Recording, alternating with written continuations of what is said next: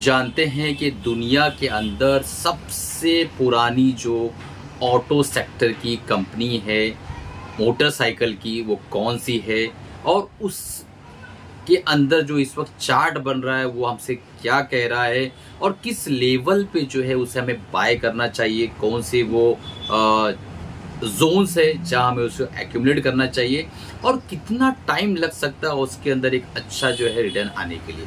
तो दोस्तों नाम आप समझ चुके होंगे, आयशर मोटर नाम है। तो जिसे यहाँ से गायब होना है वो जा सकता है वीडियो छोड़ के। बट आज के वीडियो में मैं बहुत कुछ सिखाने वाला हूँ, तो बिना स्किप किए हुए लास्ट तक देखिए ताकि आप सारी चीज़ों को समझ सके। और अगर आप रुचि रखते हैं इन्वेस्टर बनने का इस कंपनी के अंदर, ये एक लेजेंडरी कंपनी है जिसने बहुत ही बेहतरीन रिटर्न दिया है पिछले कई सालों से। तो हम चार्ट पर चल के सब कुछ आपको एक्सप्लेन करेंगे। इससे पहले आपसे गुजारिश है, अगर आप बिगनर्स हैं और मार्केट को लेके सीरियस है दोस्तों, तो इस चैनल को सब्सक्राइब कर लीजिए, बेल बटन दबा दीजिए ताकि जब भी नए वीडियोस डालें आप लोगों तक पहुंच सके और आप उससे फायदा उठा सकें। अगर आपको वीडियोस पसंद आ रहे हैं तो एक कमेंट और एक लाइक तो बनता है, इतना जरूर करिएगा। चलते हैं चार्ट पर बिना देरी किए। एक अनाउंसमेंट था दोस्तों, अगर आपको स्विंग ट्रेडिंग सीखना है तो नीचे डिस्क्रिप्शन में हमारा व्हाट्सएप नंबर है, आप कांटेक्ट करिए। हमारी जो टीम है वो आपको रिप्लाई करेगी और आप 400 रुपए के अंदर बहुत बेहतरीन प्रोग्राम इनरोल कर सकते हैं और कंसिस्टेंट लाइफ स्विंग ट्रेडिंग सीख सकते हैं, एक प्रो ट्रेडर बन सकते हैं। दोस्तों चलते हैं चार्ट पर बिना देरी किए और देखने की कोशिश करते हैं आयशर मोटर्स का चार्ट। दोस्तों हम चार्ट पर आ गए हैं और मंथली टाइम फ्रेम का मैंने चार्ट ले रखा है, आयशर मोटर्स का चार्ट है। और यहाँ पर आप देखेंगे 200 मैंने मूविंग एवरेज लगा रखा है, जो भी टाइम फ्रेम में हम उसको देखते हैं। अगर ये 200 moving average monthly time frame में हम देख रहे हैं तो इसका मतलब ये है कि ये मंथली 200 मूविंग एवरेज दर्शा रहा है, ठीक है। वीकली में जाएंगे तो वीकली और डेली में जाएंगे तो डेली। अब दोस्तों यहाँ पर जो है इसको हम डिस्कस करेंगे, इससे पहले हम चलते हैं सबसे पहले इसके वेबसाइट पे। तो आप यहाँ देखेंगे कि कंपनी जो है रॉयल इनफील्ड जो है, यहाँ पे देखिए the world's oldest motorcycle brand in continuous production, Royal Enfield has made its distinctive motorcycle since 1901, यानी 1901 से 1901 से ये अभी तक कंटिन्यूअस बना रहे हैं। ओल्ड का सबसे पुराना ब्रांड, सबसे ट्रस्टेड ब्रांड है, ठीक है। Royal Enfield operates in India and over 60 countries around the world, modern development facility in licensed shares. UK, Chennai, India. Royal Enfield makes its motorcycles in Chennai, Tamil Nadu for the world. Royal Enfield has evolved into a experimental brand. ठीक है। तो इसमें एक सबसे important point ये देखने वाली है, देखो दोस्तों थोड़ा सा वीडियो बोर लगेगा बट अगर ये वीडियो आप देख लेते हो ना तो आपको समझ में आ जाएगा कि आयशर मोटर्स हमें अपने पोर्टफोलियो में रखना है या नहीं रखना है।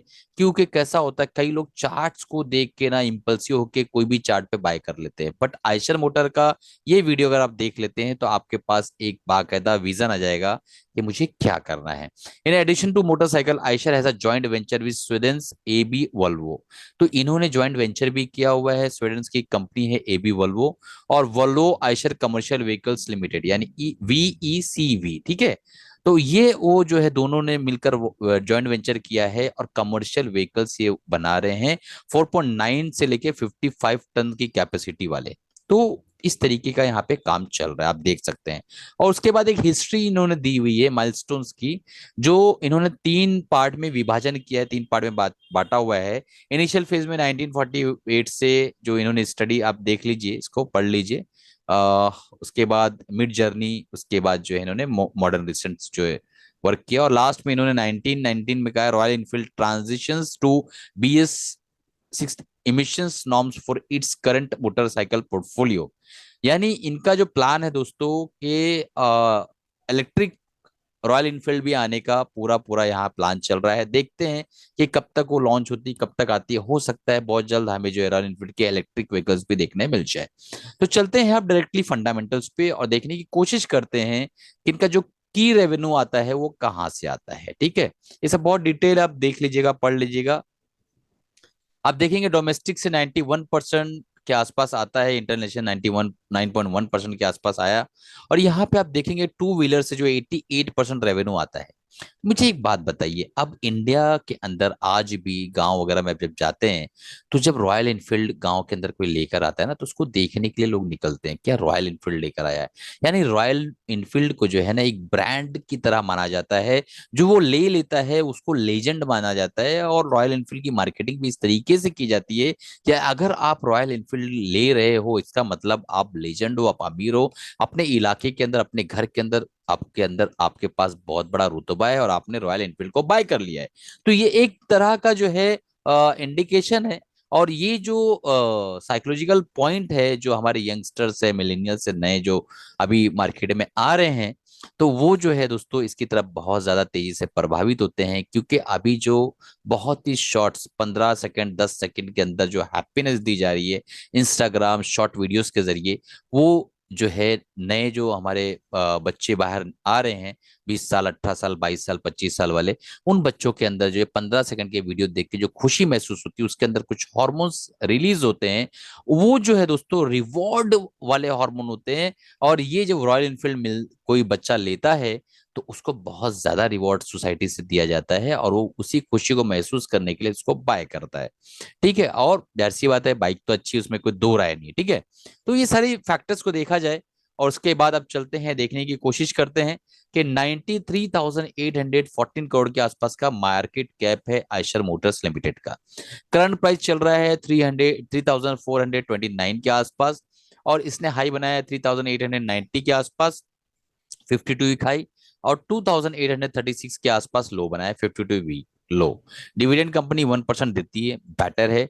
सबसे इंपॉर्टेंट पॉइंट जो है दोस्तों कि इतनी बड़ी कंपनी, इतना मार्केट शेयर रखने वाली कंपनी का 10 साल का एवरेज पी 42 है, और अभी ये जो 29.1% पे अवेलेबल है, 29.1 पे अवेलेबल है पी।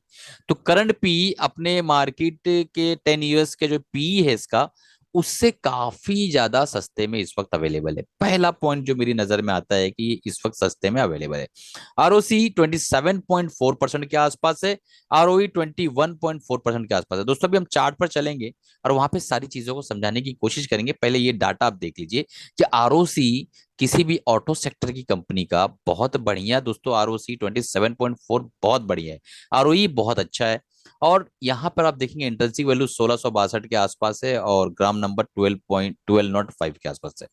तो ये भी ठीक है, डेप्ट इक्विटी रेशियो जीरो है, नील है बिल्कुल डेप्ट। ठीक है, अब चलते हैं और हम इन्वेस्टर्स का डाटा देख लेते हैं। तो यहाँ पर आप देखेंगे कि 49.2% के आसपास जो है 3 साल पहले प्रोमोटर्स की होल्डिंग थी, एज इट इज अभी भी है। उसके बाद आप देखिए कि 28.16% के आसपास होल्डिंग जो है एफ की थी यहाँ पे, और इस होल्डिंग को बढ़ा के इन्होंने 30.28% के आसपास किया है, आप देख पा रहे हैं। उसके बाद 9.94% के आसपास डीआईएस की होल्डिंग थी, जो कि 10.03% के आसपास हुआ है। और यहाँ पे एज यूजुअल देखिए 12.5% के आसपास होल्डिंग थी पब्लिक की, 10.4।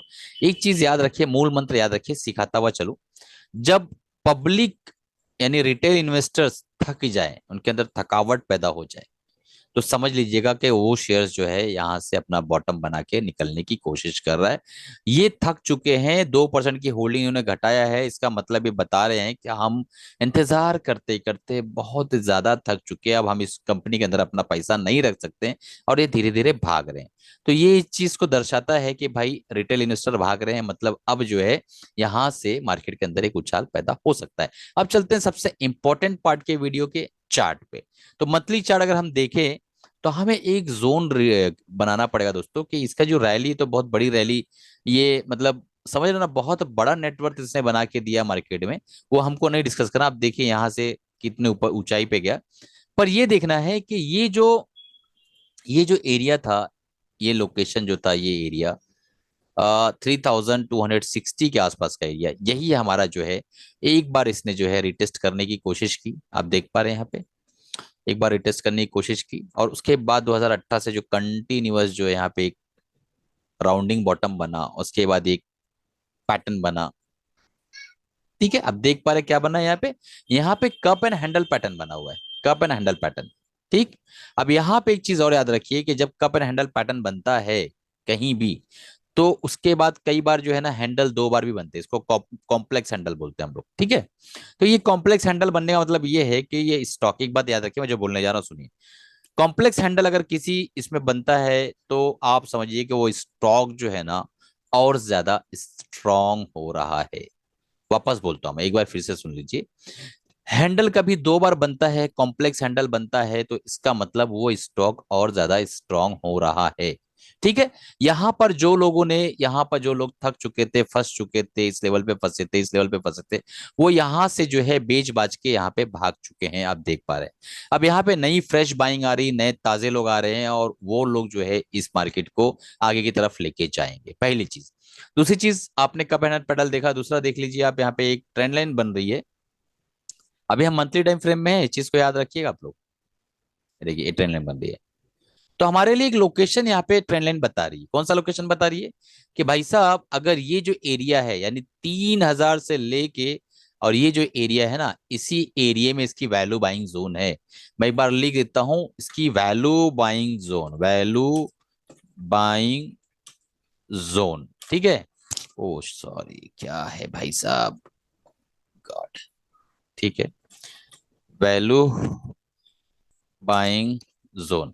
ये जोन जो है, इसके लिए ये एरिया बनता है, जिसे हम कह सकते हैं कि भाई 2950 से लेके अभी जो मार्केट प्राइस चल रहा है 34, ये 400-500 के बीच में इसको एक्यूमुलेट करना पड़ेगा, अगर हमें बहुत लंबे समय के लिए इसके अंदर रहना है। और यार सी बात है, एक लंबा जो है नेटवर्क क्रिएट करके इसने दिया, इस कंपनी पे रिलाय तो कर ही सकते हैं। और ये कंपनी ने जो है कभी धोखा नहीं दिया है इन्वेस्टर्स को। यहाँ भी जो लोग बैठे थे उनको यहाँ निकाल के दिया उसने, अच्छा प्रॉफिट बना के दिया। तो लॉन्ग टर्म में एक प्रॉपर्टी की तरह अगर आप देखते हैं इक्विटी को, फिर ये नगेट्स में दे रहा हूं आपको, देखिए। इक्विटी को अगर आप प्रॉपर्टी की तरह देखते हैं दोस्तों, इक्विटी इक्वलेंट टू प्रॉपर्टी, अगर आप इस तरीके से देखना शुरू करते हैं ना जब, तो फिर आपको अमीर बनने से, आपको जो है कामयाब होने से कोई रोक नहीं सकता है मार्केट के अंदर। ठीक है। 2018 में जो घर आपने बाय किया, क्या वो उसका प्राइस नीचे आया तो आप बेचोगे? नहीं बेचोगे ना, पड़े रहोगे। पड़े रहे तो आपको प्रॉफिट में निकाल दिया इसने। अगर अभी भी पड़े हो तो ऊपर हो सकता है आगे जाने की कोशिश करें। ठीक है। इसका एसएल बर्ड नेचुरल दोस्तों, अगर ये स्टॉक जो है 2700 का आंकड़ा तोड़ देता है, तो फिर ये स्टॉक का जो चार्ट है वो बिगड़ जाएगा। 2700 के नीचे ये चार्ट जो है दोस्तों बिगड़ जाएगा, इस चीज को आप याद रखिएगा। ठीक है। 2700 के नीचे आ गया, आपको एसएल लेके भाग जाना है। टारगेट हमारा क्या हो सकता है लंबे टाइम फ्रेम के लिए? अगर हम टारगेट को देखें तो बहुत अच्छे टारगेट्स निकल कर आते हैं, मैं आपको बताता हूं। जो हमारा जो ये